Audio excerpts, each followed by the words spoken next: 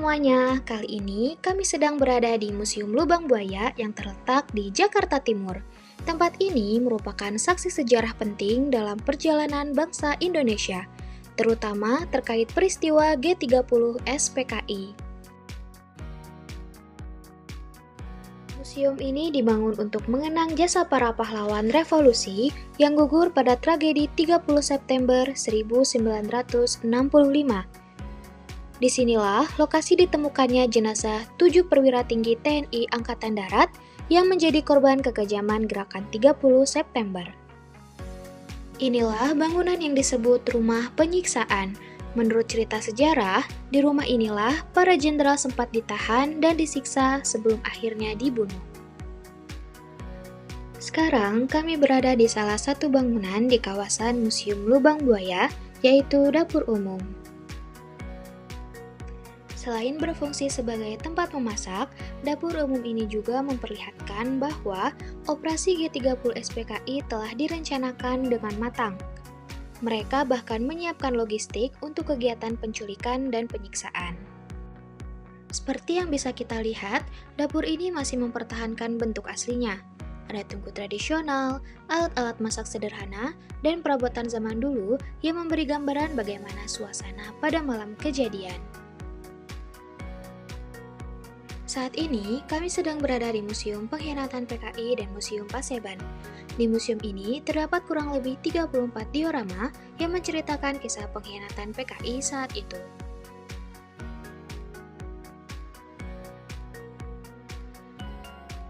Diorama-diorama ini menggambarkan rangkaian peristiwa sebelum, selama, dan setelah G30 SPKI.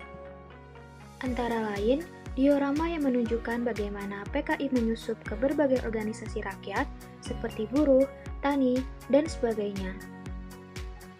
BTI sebagai organisasi petani PKI yang melakukan aksi sepihak merebut tanah para pemilik sah yang memicu kekacauan di desa-desa.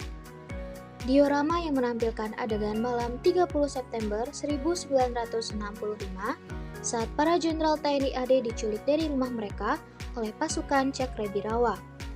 Diorama yang menggambarkan kondisi para jenderal saat disiksa di sebuah rumah di Lubang Buaya. Proses pembuangan jenazah para jenderal ke dalam sebuah sumur tua. Di museum ini juga terdapat senjata dan baju terakhir yang digunakan oleh para pahlawan revolusi sebelum wafat. Kunjungan selanjutnya yaitu Museum Sasmitaloka Jenderal Ahmad Yani. Di rumah ini merupakan tempat terjadinya penculikan dan pembunuhan Jenderal Ahmad Yani oleh pasukan Cakrabirawa.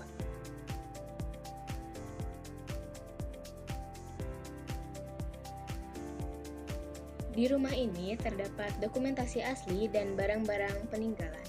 Di sini kami diceritakan juga bagaimana kronologi terjadinya peristiwa tersebut dan diberi kesempatan untuk berbincang secara langsung dengan anak-anak dari Jenderal Ahmad Yani.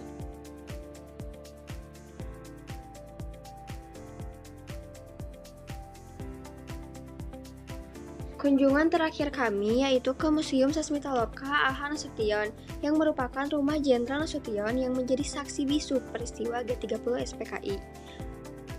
Di museum ini ada diorama penjaga yang disandra, kamar Ade Irma, dan barang-barang peninggalan Jenderal Nasution.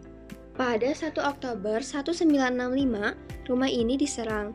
Jenderal selamat, tapi putrinya yaitu Ade Irma Suryani tertembak dan meninggal. Ajunannya yaitu Pierre Tendian juga gugur.